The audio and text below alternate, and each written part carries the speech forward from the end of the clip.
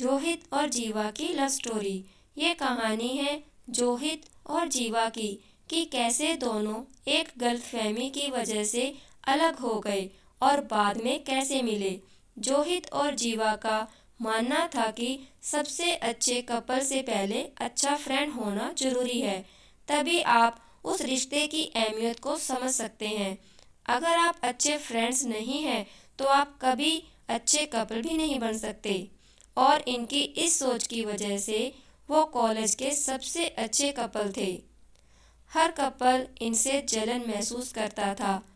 दोनों की family educated थी, दोनों फैमिली की बहुत रिस्पेक्ट भी करते थे, लेकिन हमेशा इनको एक दूसरे को खोने से भी डर लगता था, क्योंकि जीवा के पापा का ट्रांसफ़र होने वाला था।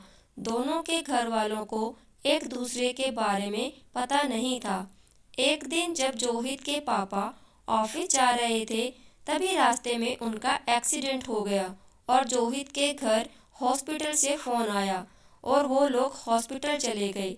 लेकिन उसी दिन जीवा के पापा का ट्रांसफ़र होने की वजह से अर्जेंट दूसरी जगह जाना पड़ा, जिससे वे एक दूसरे को कुछ भी नहीं बता पाए। जोहित जब कॉलेज गया तो पता चला कि जीवा के पापा का ट्रांसफ़र हो गया है। कहाँ हुआ है कोई नहीं जानता।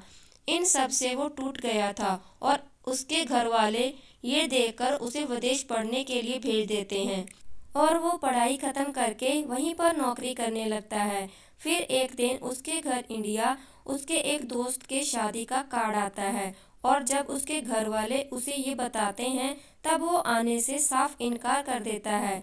बहुत कहने पर वह घर आने के लिए मान जाता है, क्योंकि वह 8 साल से घर नहीं आया था। वो शादी में जाता है लेकिन वो किसी को पहचान नहीं रहा था।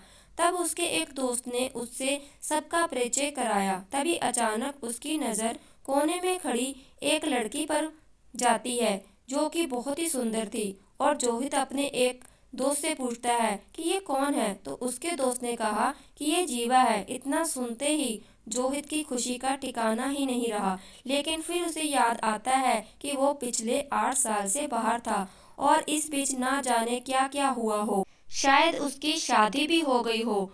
फिर वो कांपते हुए पैरों से जीवा की तरफ कदम बढ़ाता है और उसके पास जाता है। हेलो जीवा, मन में ये सोचते हुए कि शायद उसकी शादी ना हो गई हो। जीवा, सॉरी, मैं आपको नहीं जानती।